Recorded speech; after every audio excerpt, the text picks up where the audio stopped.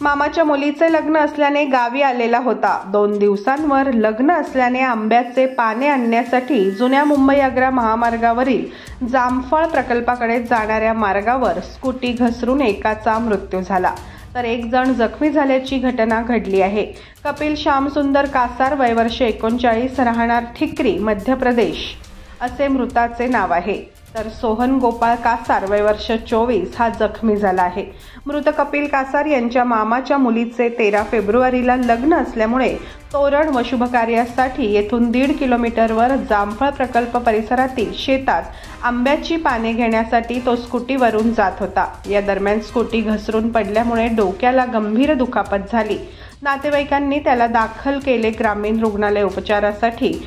तेव्हा वैद्यकीय अधिकारी डॉक्टर प्रतीत देशमुख यांनी तपासणी करून त्याला मृत घोषित केले।